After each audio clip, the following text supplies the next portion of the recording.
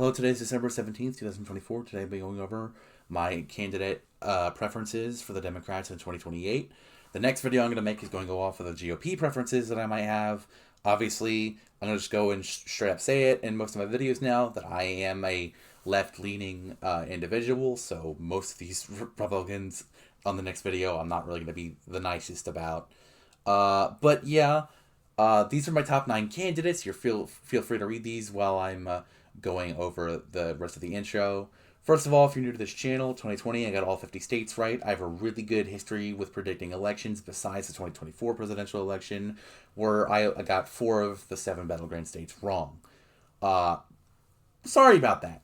I usually pride myself on my accuracy. I need to do good in 2026. I'm aware of that. I made a whole video about how I adjust my data earlier in the year and how I go through the polls, and I think it was in September. And obviously I'm going to make a video on how I adjusted that, because I've seen a lot of comments telling me how I should adjust it, or not telling me how, but asking me how I'm going to adjust it, because obviously I was wrong. I'm going to admit it. So yeah, I know I have a relatively good history with election predictions, but again, take what I say with a grain of salt. And thanks for watching this video. I'm going to talk about where I think these candidates will do better in. This isn't an actual primary prediction. This is just what I think the states that each candidate will do better in, and who I think is the best candidates overall. Because obviously there is candidates here, but if I had to pick here, the first one I'm getting rid of is Gavin Newsom or Josh Shapiro. And you might mention an absence of some people. I don't have Elizabeth Warren here. I don't personally like Elizabeth Warren. I don't have Gretchen Whitmer in here. I don't personally like Gretchen Whitmer. I don't have Mark Kelly in here. I like Mark Kelly, but I don't think he would really be a good candidate for president. Same with Peltola. Well, Peltola's not going to run for president. Warnock, I think, would be a great pick for president, but I wouldn't have her winning either. Roy Cooper is one of the only realistic ones that I don't really dislike for president that I'm still not going to put on here, just because I don't think he's going to run for president. I think he's going to run for Senate, and if he can't even win his own state at Senate, then he's definitely not going to run for president. And if he is in the Senate in 2026, probably against Laura Trump or whoever runs against him, because I don't know if it's going to be Tom Tillis, then he's probably not going to run for president, even if he does win, because he's not going to give up a valuable seat like that. DNC probably wouldn't let him.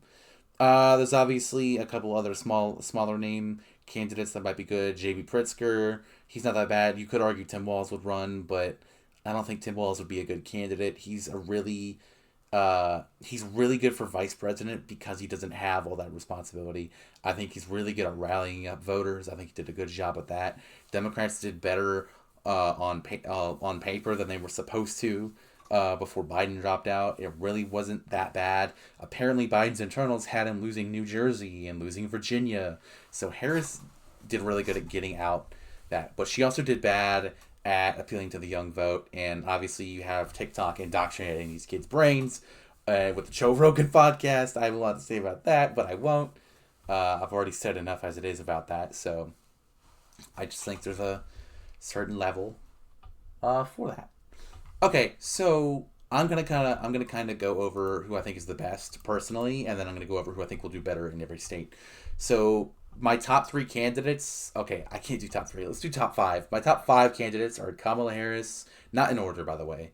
Kamala Harris, AOC, Jon Ossoff, Pete Buttigieg, and probably Bashir. I really like Jamie Raskin though. He's kind of tied there, but I don't know if I like him because he's from Maryland or not. I really like the idea of a Marylander president. That's never happened, which is weird because it's like one of the original states, and almost every other one of those original states has had a president, even Delaware. So it's just sad. It's really sad. I don't know if West Virginia's had a president because of I don't know when the border split happened with West Virginia and Virginia, but I'm getting off track. I'm going to start marking off where I think people would do better. I think in these really liberal states, you're going to see AOC do better.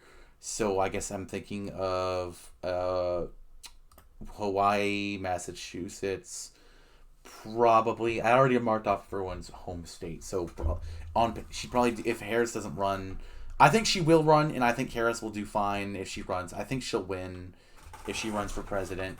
It's really just more of a preference kind of thing for Democrats. And right now, she's leading in the Democratic primary in polls by like 30%.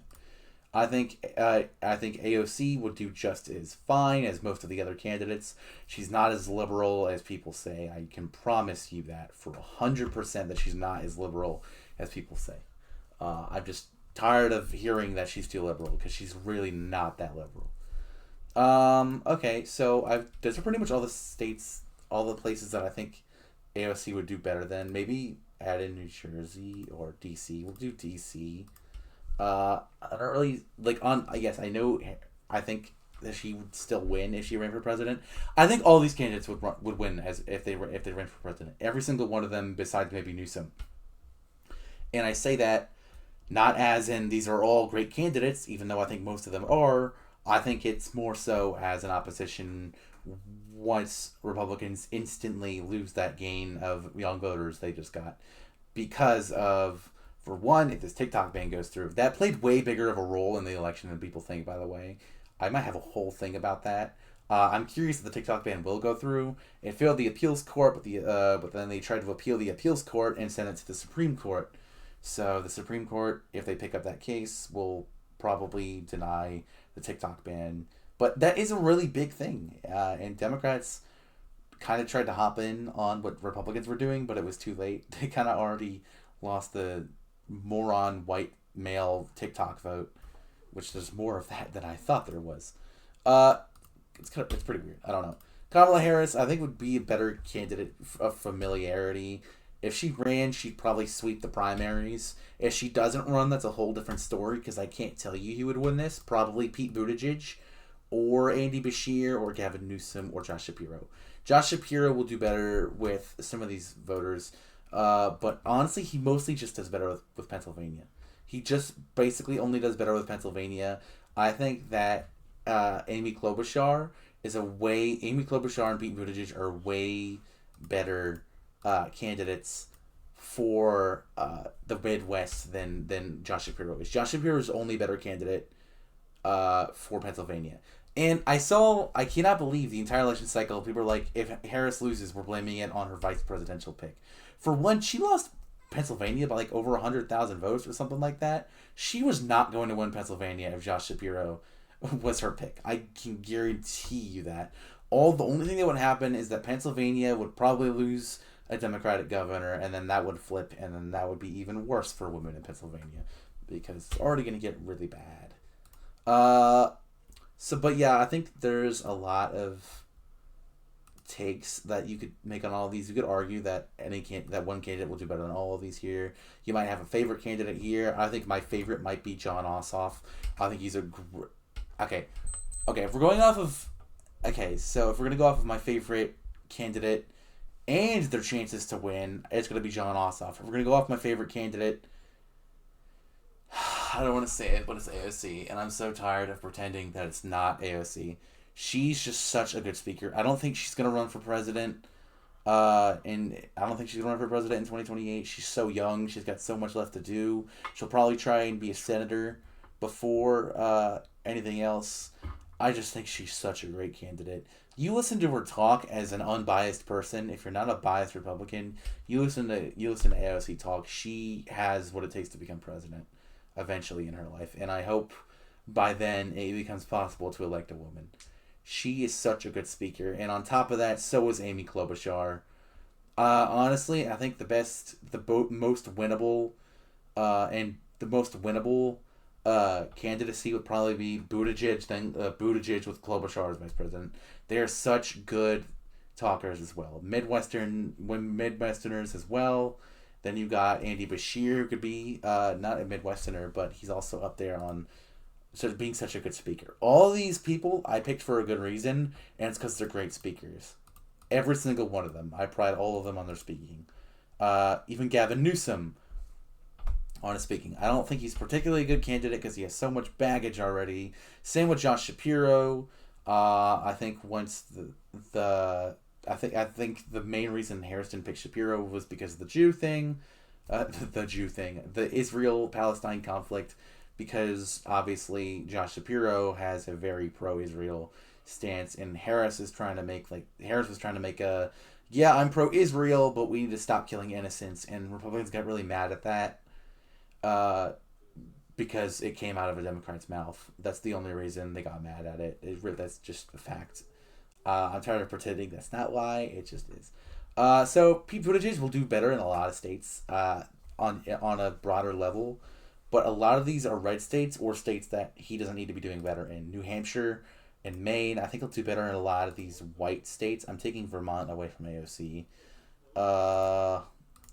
So you'll see AOC has, I don't know, you see Pete Buttigieg has Iowa, Indiana, Ohio. I think he'll do better in Michigan as well. Vermont, New Hampshire, Maine. He does better in a lot of these. I think Michigan is the only valuable state that he'd be doing better in. I'm going to fill out this whole map eventually. It's going to be kind of a decently long video, but I kind of need to hurry up. Obviously, there's a couple candidates that I include. Like, I don't remember if I said this or not. Roy Cooper, I don't think will run for president. Okay, I think I already did say this. I don't like Gretchen Whitmer for president. I don't like Roy Cooper for president. I don't like Colin Allred for president, but he is a great candidate. Don't get me wrong. He still lost only by single digits when Harris lost by like 14 in Texas.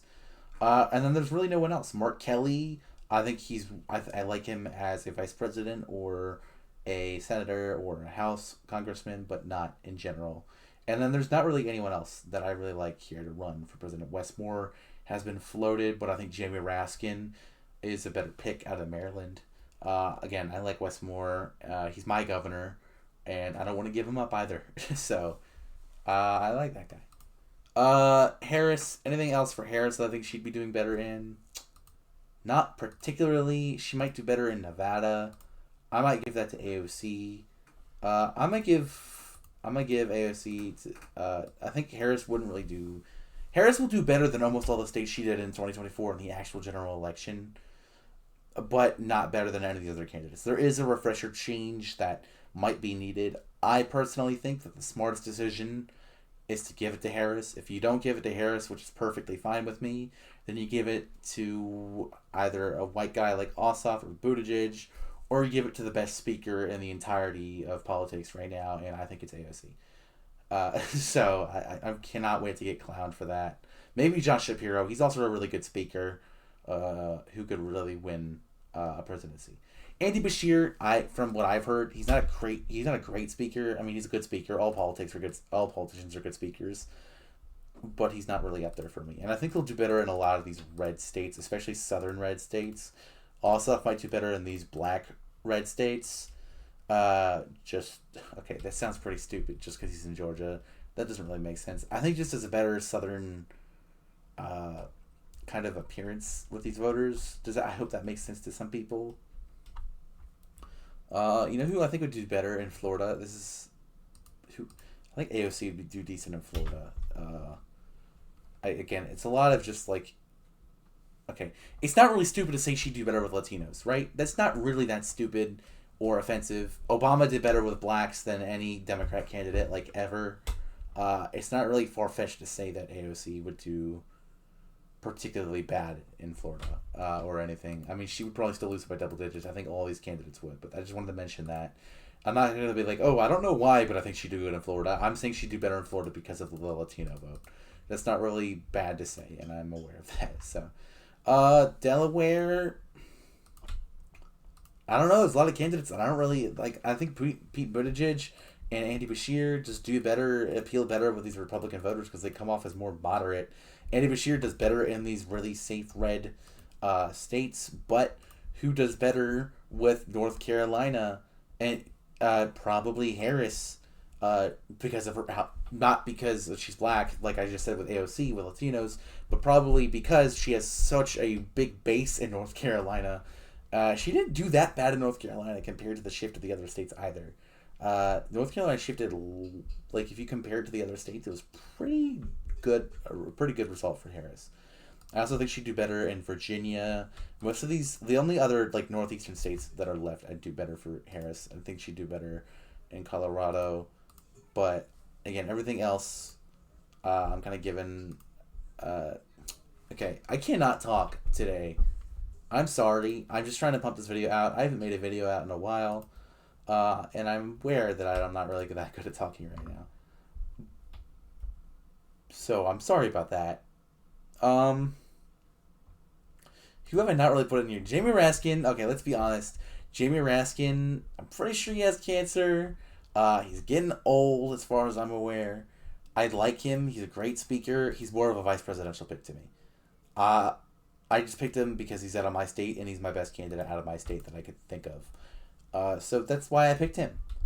Out of Alaska, probably Pete Buttigieg as well. Pete Buttigieg, again, a really, really good speaker that'll have. I'm just worried about the fact that he's gay. Does that make sense? It should make sense because I think that Hillary only lost because she was a woman.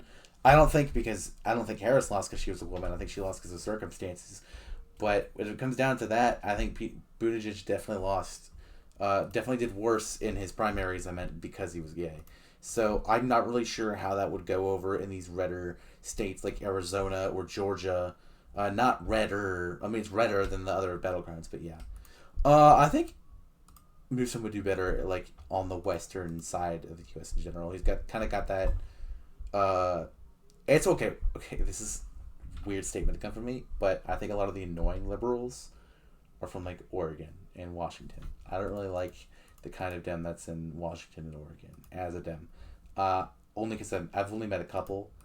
I'm not just randomly saying this or anything. Maybe I'm just relating it to California, but I don't know.